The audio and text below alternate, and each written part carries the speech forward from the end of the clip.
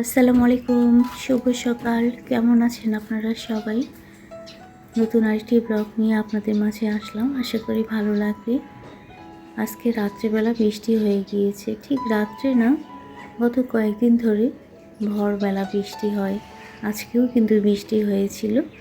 আমার যেহেতু বরাবরই বৃষ্টি ভেজা প্রকৃতি দেখতে বেশি ভালো লাগে, তো ছাদে এসেছি। এসে দেখছি 4টা কবুতর হেঁটে বেড়াচ্ছে।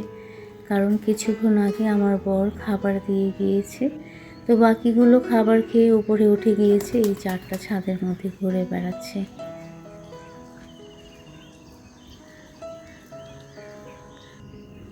মাশাআল্লাহ, ঝিঙ্গাটা বেশ বড় হয়েছে।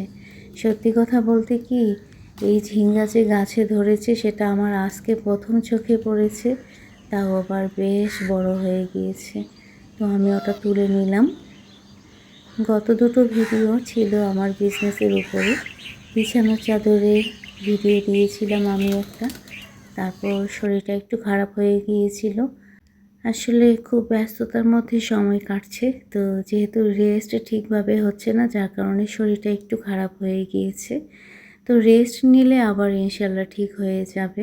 গত দুটো ভিডিও আমার বিজনেস রিলেটেড ছিল, বিছানার চাদরের উপরে। তো আপনারা অনেক বেশি সাড়া দিয়েছেন, এজন্য মন থেকে আপনাদের সকলের প্রতি আমি চিরকৃতজ্ঞ। আর আপনাদের জন্য অনেক ভালোবাসা আর দোয়া রইল। বরাবরই আমার ইউটিউব পরিবারের সকলের জন্য দোয়া থাকে আমার মন থেকে। আমার জীবনে দুটো পরিবার, এক হচ্ছে আমার সংসার আর দ্বিতীয় হচ্ছে আমার ইউটিউব পরিবার। আচ্ছা, একটু ভিডিও রিলেটেড কথা বলি। সকালে নাস্তা রেডি করা হচ্ছে। আমার ছোট বোন কিন্তু আমাদের বাসায়, ওরও শরীরটা খুব একটা ভালো না। তো ওকে আমি জিজ্ঞেস করলাম সকালে কি খাবে, আলু পুরি না আলু পরোটা। তো ও নিজেই বলল আলু পরোটা। তো তুরাবি এদিকে ঘি দিয়ে আলু পরোটাগুলো ভেজে নিচ্ছে।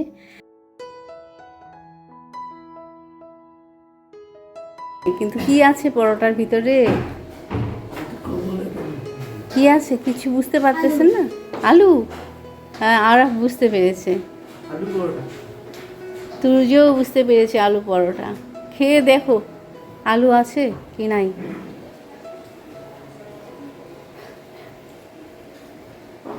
আব্বা এখনো বুঝতে পারতেছেন না? বুঝতে পেরেছেন এবার? আলু পরোটা তো আপনার পছন্দের। হুম, হ্যাঁ আগে খুব খাইতেন, হ্যাঁ এখনও খাবেন, ধীরে ধীরে খান। ওইদিকে আমার ছোট বোন পরোটা বানিয়ে দিচ্ছে আর তুরাবি ভেজে নিচ্ছে, আর আমি বাবা আর বাচ্চাদেরকে খাবার দিয়ে দিয়েছি।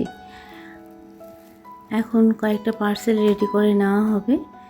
বেশ কয়েকটা চাদরের অর্ডার আছে। জয়া আপু তো একসঙ্গে 4টা অর্ডার দিয়েছে চাদরের। তো আমি এখন সব চাদরগুলো রেডি করে নিব। সেই সাথে বিজনেসের অন্যান্য আইটেমগুলোও আমি চেষ্টা করছি কাজের ফাঁকে ফাঁকে রেডি করে নেওয়ার। এখন কাঠারি চিরা রেডি করে নেওয়া হচ্ছে। আপনারা হয়তো অনেকে খেয়াল করেননি যে আগে যে আমরা কাঠারি চিরা প্যাকেটের মধ্যে দিতাম, এখন কিন্তু আমরা পলি ব্যাগে দিই। কারণ অনেকেই কমপ্লেন করে যে ফেটে যায়। তো পলি ব্যাগে দেওয়ার কারণে আর কিন্তু ফেটে যায় না। শুধু গেট আপ চেঞ্জ করা হয়েছে, কোয়ালিটির দিক দিয়ে কিন্তু সেই আগের মতোই। তো আমার বোন তুরাবি সবাই কিন্তু আমরা একসঙ্গে গল্প করছি আর আমি কাজগুলো করে নিচ্ছি।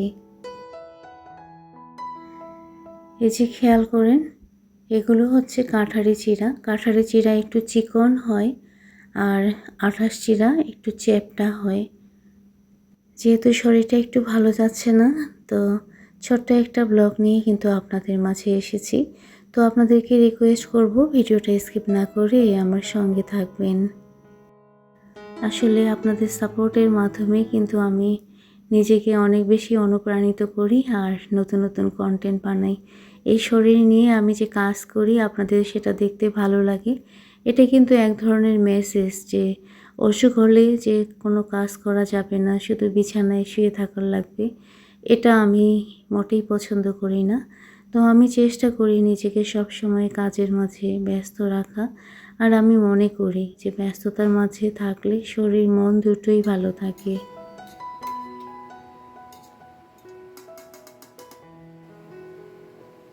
এদিকে কথা বলতে বলতে আমি কিন্তু তেলের মধ্যে শুকনো মরিচ ফোড়ন দিয়ে শুটকি মাছ ভেজে নিলাম। এই শুটকিগুলো পাঠিয়ে দিয়েছিল পারভিন আপু। আপনারা তো অনেকেই দেখেছেন, আমি ভিডিওতে শেয়ার করেছিলাম।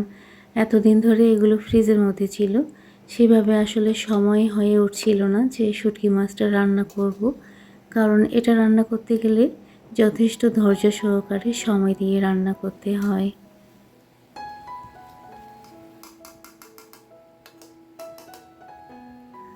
তো আমার ছোট বোনকে আমি বললাম কি খাবে, তো ও বলল শুটকি মাছ খাবে।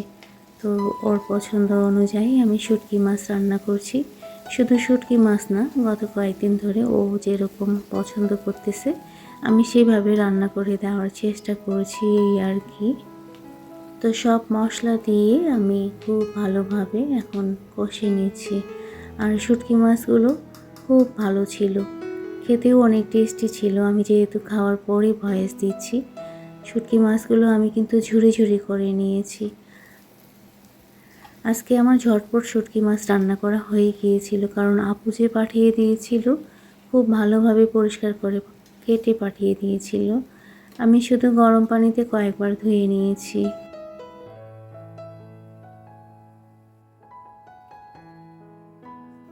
এদিকে শুকনো করে আলু ভাজি আর করলা ভাজি করে নেওয়া হয়েছে। ওদিকে প্রেসার কুকারে আমি লাউ তুলে দিয়েছি, কারণ ও লাউ খেতে চেয়েছিল। ঢাকার লাউ তো আসলে সেভাবে টেস্টি হয় না। আমার ছোট বোন লাউ খুব পছন্দ করে, আমারও কিন্তু ভালো লাগে।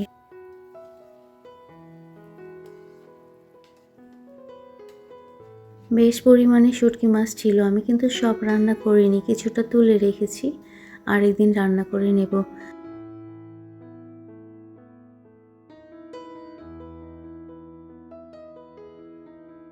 আর এদিকে রান্নাঘর কিন্তু আমি কাজের ফাঁকে ফাঁকে একটু করে পরিষ্কার করে নিচ্ছি। আপনারা অনেকেই রান্নাঘরের ভিডিও দেখার অপেক্ষায় আছেন। রান্নাঘরে যে কাজ করা হচ্ছিল ওটা কিন্তু হয়ে গিয়েছে, এখন সুন্দর করে আমাকে গুছিয়ে নিতে লাগবে। তো ইনশাল্লাহ আগামী ভিডিও আমি রান্নাঘরে দেওয়ার চেষ্টা করব। আসলে ব্যস্ততা প্লাস শরীর খারাপ দুটোর কারণে আমার কাজগুলো ঠিক সেভাবে করা হচ্ছে না। এদিকে আলহামদুলিল্লাহ দুপুরের খাওয়ার পরে ওরা সবাই মিলে হাটে গিয়েছিল। আমাদের কোরবানির পশু কিন্তু কেনা হয়ে গিয়েছে। আর আমার বর ওই যে গাছ থেকে কাঁঠাল পাতা তুলে নিচ্ছে, কারণ ছাগল তো কাঁঠাল পাতা বেশি পছন্দ করে। আর আমাদের বাসায় যেহেতু কাঁঠাল গাছ আছে, তো আমার বর কিন্তু গাছের পাতা কেটে নিচ্ছে।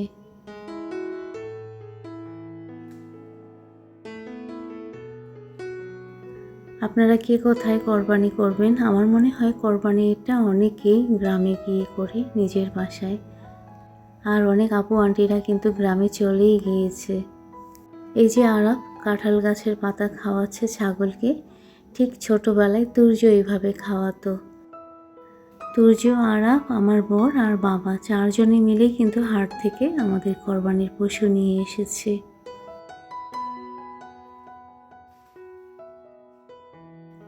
মাশাআল্লাহ, গাছের ফুলটা কি সুন্দর লাগছে।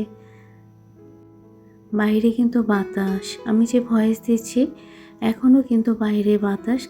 কিছুক্ষণ আগে কিন্তু ঝড় হয়ে গেল, কিন্তু বৃষ্টি হয়নি। আজকে ছোট্ট একটা ভিডিও নিয়ে আপনাদের মাঝে এসেছি। জানি না এখন পর্যন্ত আমার সঙ্গে কে কে আছেন, তবে আজকের মতো এই পর্যন্ত। সবাই ভালো থাকবেন, নিরাপদে থাকবেন।